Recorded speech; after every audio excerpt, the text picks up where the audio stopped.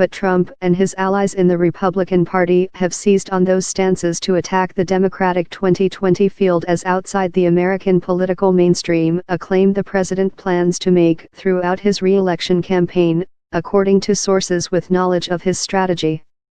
The big progressive programs are popular in a caucus or primary electorate, but probably don't move the needle among voters who want to find someone who will change Washington by tilting the system to favor people in the middle, not the very rich or the very poor, said Jeff Link, an Iowa Democrat who worked for former President Barack Obama's campaign. His last Democratic opponent, Hillary Clinton, was widely known to the voting public before her campaign. This time, Trump may face someone new to the national stage, and he is looking to brand that candidate before she or he emerges as the nominee.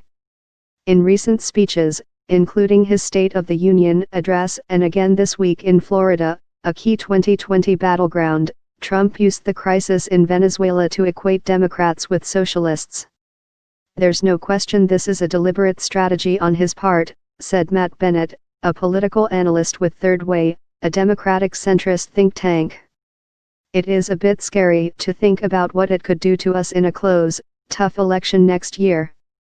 Going Green Democrats have already seen the risks of catering to progressives. Senators Booker of New Jersey, Harris of California, Gillibrand of New York and Elizabeth Warren of Massachusetts almost immediately backed Ocasio-Cortez's push earlier this month for the Green New Deal, a sweeping 10-year blueprint for combating climate change that involves reducing carbon emissions and retrofitting infrastructure.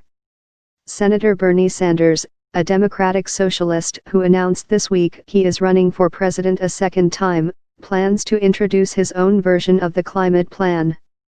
Ocasio-Cortez, who has enjoyed disproportionate influence for a first-term congresswoman because of her social media presence, was forced to backtrack when an information sheet contained policy goals not in the plan, including doing away with nuclear power and airplanes and providing income to Americans unwilling to work. That didn't stop Trump and other Republicans from treating those goals as fact, suggesting that Democrats want to destroy air travel and expand the welfare rolls. Republicans also jumped on Ocasio-Cortez's proposal to hike the marginal tax rate to 70% as a way to finance her environmental initiative. Even so, Warren followed by suggesting a wealth tax on Americans with large fortunes to help finance her child care plan. Democrats are afraid to tell their base what is practical and instead are offering policies that have little chance of being enacted, said Brian Lanza, a former campaign aide to Trump who regularly defends the president on cable news. Recent Democratic presidential nominees such as Clinton, Obama, and John Kerry ran as centrists. "This is the first election in the modern era," Lanza said, "in which progressives are sucking up all the oxygen and energy."